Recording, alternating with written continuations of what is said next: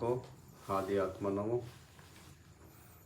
आप लोग ज्ञान चर्चा करते हो, सत्संग करते हो, पूजा पाठ करते हो, बहुत अच्छी बात है। पर इसके साथ साथ जनहित के कुछ कार्य भी जोड़ लीजिए, क्योंकि आज तक जितने भी गुरु संत महात्मा महापुरुष बने वो संसार के लिए अच्छे कर्म करके ही बने, क्योंकि स्वयं के लिए तो सब करते हैं। महान पुरुष महान आत्मा वही बनता है जो सबके लिए कार्य करता है, पूरी प्रकृति के लिए कार्य करता है। तो सेवा कीजिए और सेवा निस्वार्थ कीजिए। सेवा में आपका कोई स्वार्थ नहीं होना चाहिए, क्योंकि ईश्वर एक है तो उसकी रचना भी एक है। हिंदू मुस्लिम सिख ईसाई, अगर इन सब का ईश्वर अलग अलग होता तो उसकी रचना भी अलग अलग होती, पर ऐसा नहीं है।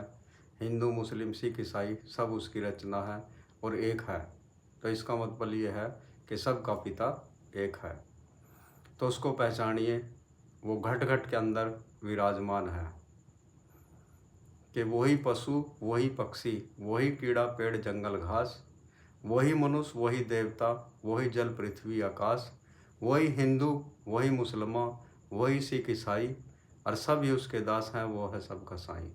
उसमें कोई रमा नहीं, वो सब में रमा रमाया है। और जिसने अंदर खोज लिया बस उसी ने उसको पाया है। तो आपके मोहल्ले पड़ोस में कोई दुखी है, परेशान है, उसकी सेवा कीजिए।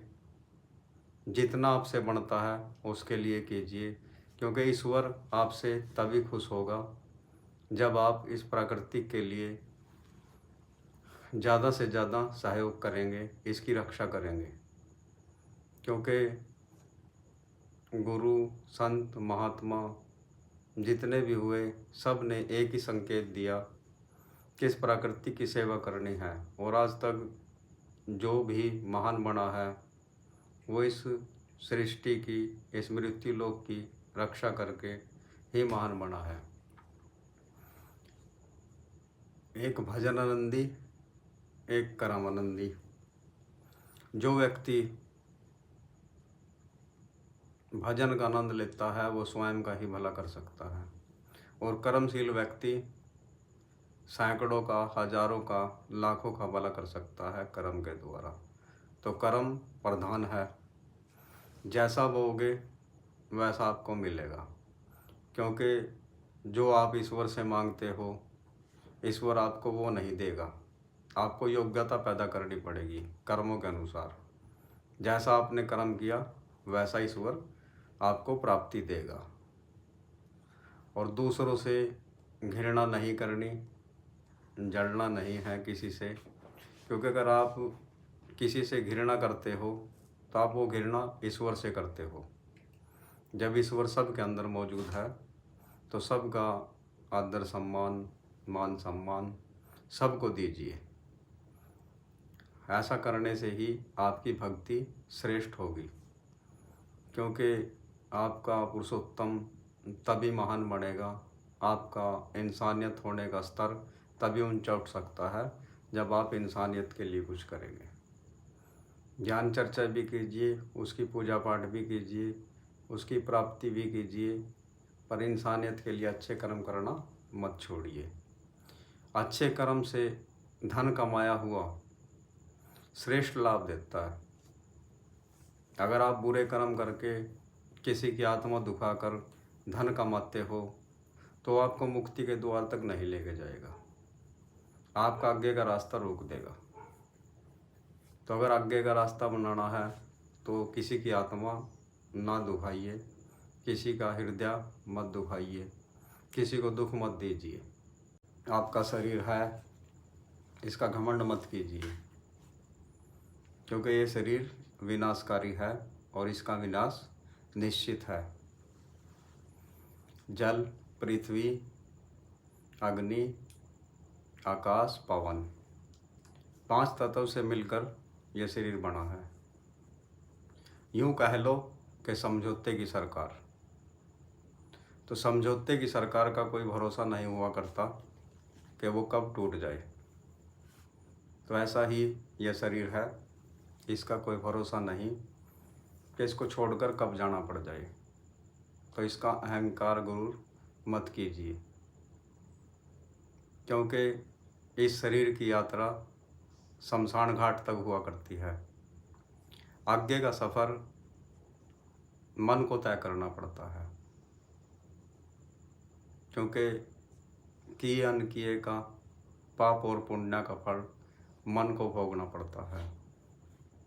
इंसान जितने भी कार्य करता है सारे के सारे मन के द्वारा करता है। तो अगर कंट्रोल करना है तो मन को करना है, मन को कंट्रोल कीजिए कि मन के मते ना चालिए, मन के मते अनेक, और मन ऐसी जगह ले डूबे जहाँ बल्ली लगे न टेक।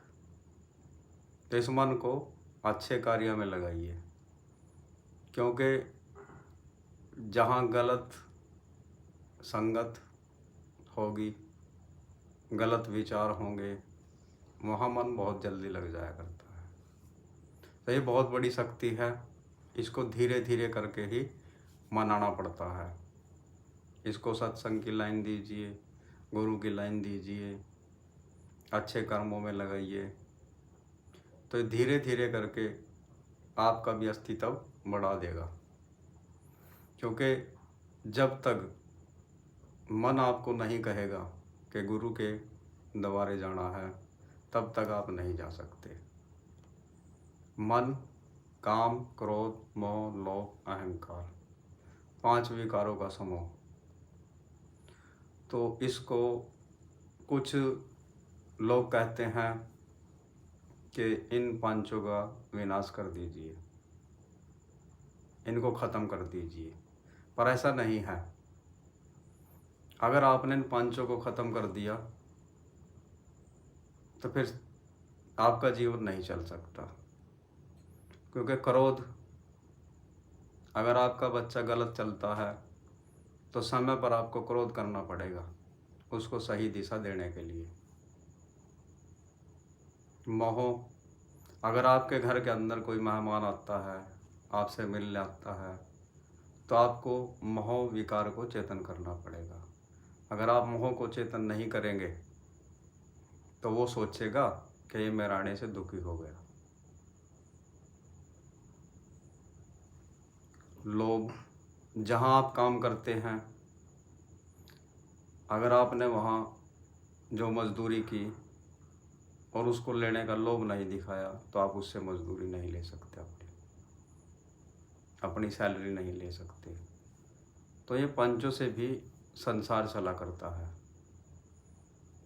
इन सब को समय समय पर चेतन करना पड़ता है। जब जिसकी जरूरत है उसको चेतन कीजिए, उसके बाद इसको शांत कीजिए। क्योंकि गुरुओं के अनुसार समय समय पे हर चीज़ अच्छी लगती है, और दूसरों पर ध्यान देने की बजाय अपने पर ध्यान ज़्यादा दीजिए। क्योंकि दुष्ट प्रकृति के लोग ही दूसरों की उंगली चुगली किया करते हैं। सही व्यक्ति के पास इतना समय नहीं बचता कि वो दूसरों की उंगली चुगली करे। दूसरे का मुंह काला करने से आपका चेहरा साफ नहीं होगा। अपना चेहरा साफ करने के लिए आपको अच्छे कर्म करने पड़ेंगे। उस कुदरत का, उस परमपिता परमेश्वर का ध्यान करना पड़ेगा, जनहित की सेवा करनी पड़ेगी, तब आपका स्तर ऊंचा हो जाएगा। अगर गलत कार्य करेंगे तो आपके गुरु का, आपके खानदान का नाम मिट्टी में मिलेगा। तो अगर उनका नाम उठाना है ऊपर, उनका नाम रोशन करना है, तो आपको अच्छे कर्म करने पड़ेंगे। अच्छे कर्म तभी कर सकते हो जब आपका मन गुरुओं की लाइन में चलता है, सत्संग की लाइन में चलता है। तो इसको सत्संग की, गुरुओं की लाइन दीजिए, और अपने घर के आप स्वयं मालिक हैं तो अपने बच्चों को भी समय दीजिए। आजकल माँ बाप क्या करते हैं कि बच्चों के हाथ में भी फ़ोन दे दिया करते हैं। पत्नी एक साइड में फ़ोन चलाती है, पति एक साइड में फ़ोन चलाता है, तो उससे बच्चों पर दुष्प्रभाव पड़ेगा। तो उनके साथ अपना समय व्यतीत कीजिए। ऐसा करने से बच्चों के आचार विचार बदलेंगे। अगर आप उनसे बातचीत नहीं करेंगे तो वो गलत दिशा पकड़ जाएंगे। उनको भी सही दिशा दीजिए, सत्संग में ले जाइए, पूजा पाठ करने का तरीका सिखाइए, क्योंकि कर्म प्रधान बताया गया। अगर स्कूल में पढ़ने वाला बच्चा प्रसाद सूखने मात्र से ही पास हो जाता है तो पढ़ने की क्या ज़रूरत है। तो बच्चों को कर्म का ज्ञान दीजिए कि कर्म करना पड़ेगा, कर्म से ही सब प्राप्त होगा। हाथ पर हाथ रखने से कोई आपको प्राप्ति नहीं हो सकती। इन सब बातों से आपके घर का भी नाम रोशन होगा। दुनिया कहेगी आपके बच्चे अच्छे हैं। कहते हैं क्या लेकर आए और क्या लेकर जाएंगे। पिछले कर्म आप लेकर आए जिसके आधार पर आपको ये जन्म मिला, और अच्छे कर्म आप साथ लेकर जाएंगे। बुरे कर्म करोगे तो बुरे कर्म साथ जाएंगे। तो बहुत कुछ साथ लेकर आए हो और बहुत कुछ साथ लेकर जाना है।